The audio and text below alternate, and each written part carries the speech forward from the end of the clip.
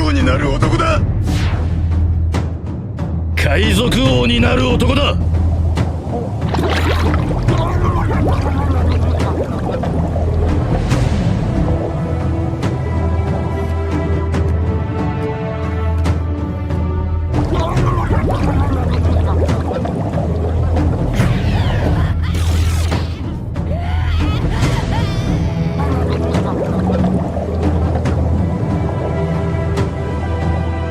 起きろ。攻撃されてる。これは夢だ。目覚めろ。そうだ、俺は記者の中だ。起きて戦え。戦え。戦え。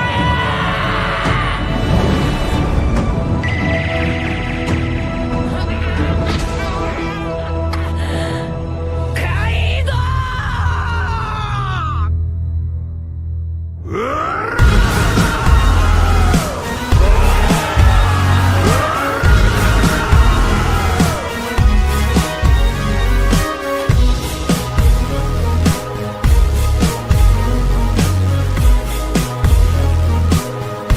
海賊王に俺はなる。誰に謝ってるの？あなたは何者なの？ジョイボーイ。 Hey, bonjour à tous, ici le seul unique Sensei, j'espère que vous allez bien. Aujourd'hui on se retrouve pour la vidéo pré-chapitre du chapitre 1015 de One Piece. Je n'ai malheureusement pas pu faire ma review du 1014, mais ce n'est pas grave. Les plus gros événements du 1014 ne sont pas terminés parce que la conclusion arrive. On va donc parler du 1015 et des prochains événements, et mes amis, je vous ai trouvé d'excellents One Piece Buy. Si vous voulez tout connaître des secrets et des futurs événements de l'arc Onigashima, vous êtes au bon endroit. N'oubliez pas le pouce bleu pour le soutien, ça fait très plaisir. Si vous voulez rejoindre l'équipage le plus puissant, vous pouvez vous abonner. Tel l'équipage de Goldie Roger, nous trouvons tous les secrets du monde de One Piece. C'est parti.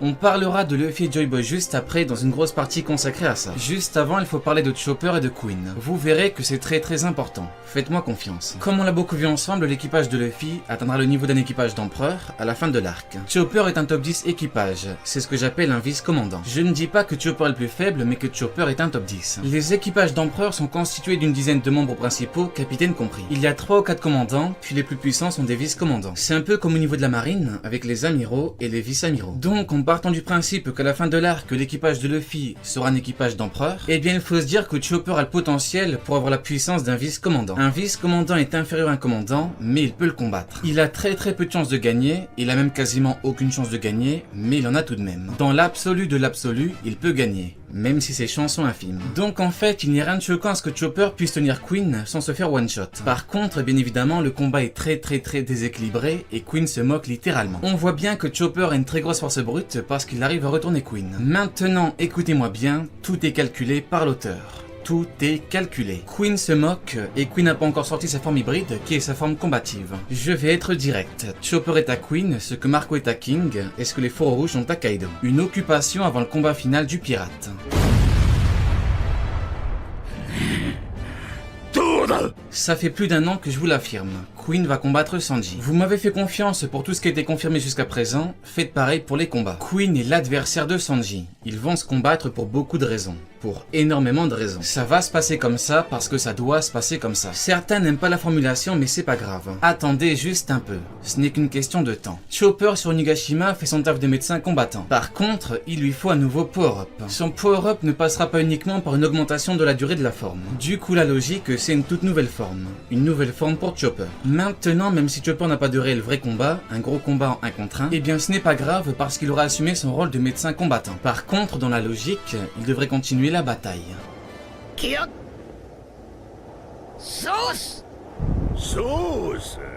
Ororo, zenbu uso da. Kaido a clairement dit « Gomu Gomu, qu'est-ce que c'était encore ?» Le roi des bêtes sous-entend clairement que Luffy allait envoyer une toute nouvelle technique. En plus de ça, il a affirmé que Luffy s'était revêtu du haki des rois, mais que son utilisation était grossière et maladroite. En fait, il y a un parallèle très fort à faire avec le précédent gros combat de Luffy.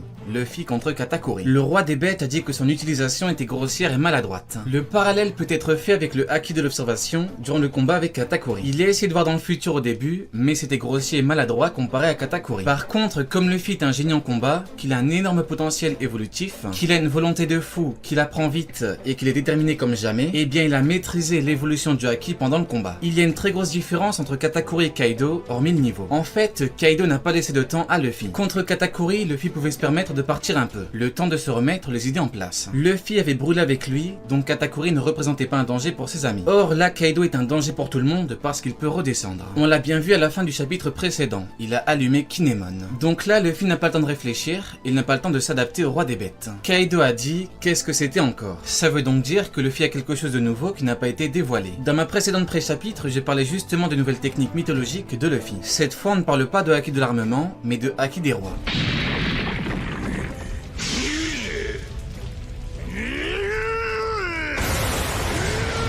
Il ne faut pas non plus croire que le futur des pirates n'a pas fait mal au roi des bêtes. En fait, il lui a fait très mal. Le premier gros coup avec l'attaque mythologique lui a fait très mal, et même en forme hybride avec les coups en haki des rois, ça lui a fait mal. Le problème, c'est que Kaido a une énorme puissance brute. Il n'a donc pas laissé de temps à Luffy d'utiliser son potentiel. De plus, malheureusement, via les gears, Luffy est limité en termes de haki, en termes de réserve. Maintenant que ça c'est dit, je vais vous dire une chose. Luffy va pallier à son problème de limite de haki.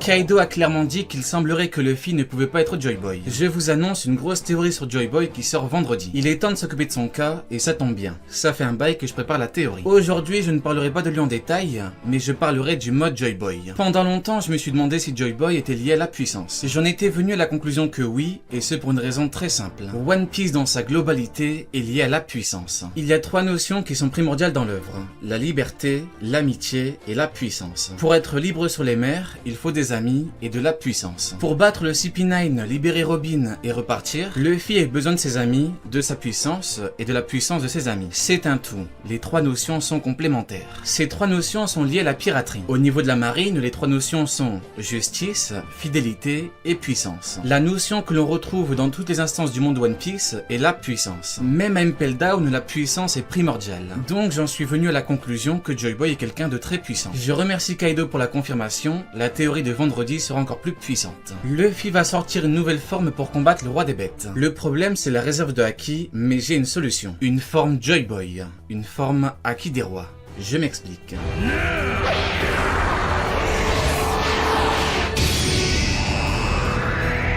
Tout le monde n'a pas de haki des rois, donc il doit y avoir deux réserves. Une réserve de haki des rois et une réserve de haki de l'armement. Imaginez une seule seconde que la réserve de haki des rois de Luffy est phénoménale. Imaginez une seconde une forme haki des rois. Une forme qui lui permet de tenir plus longtemps. Il vient d'apprendre l'utilisation du haki des rois.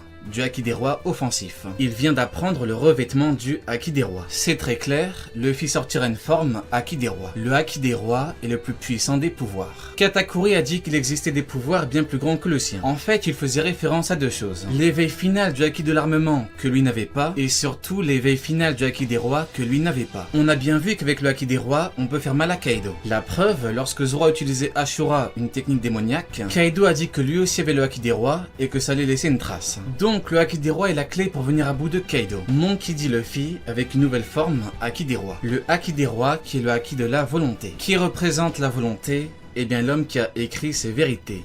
Joy Boy. Luffy porte en lui la volonté de Joy Boy. C'est avec une nouvelle forme que le futur roi des pirates montrera qu'il est digne de représenter Joy Boy.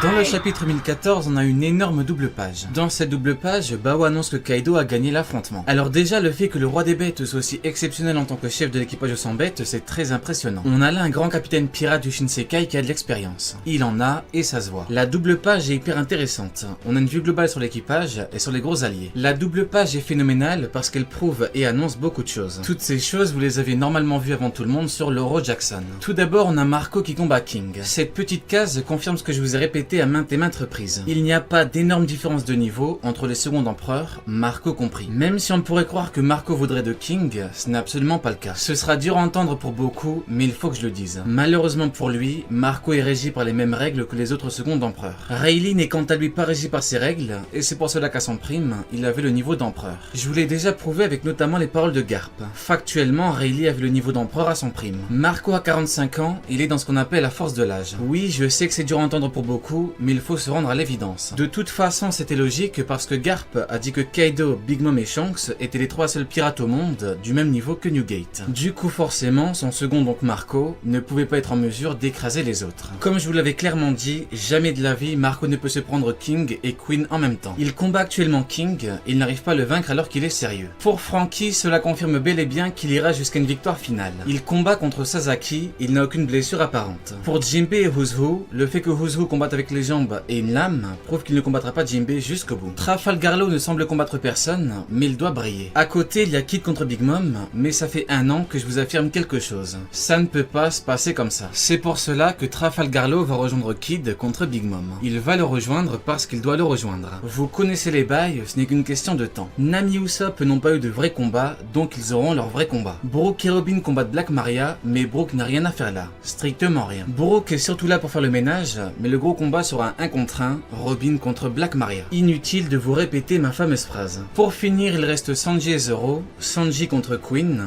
et Zoro contre King. Allez, Diane, tu n'auras pas regardé mes vidéos pour rien.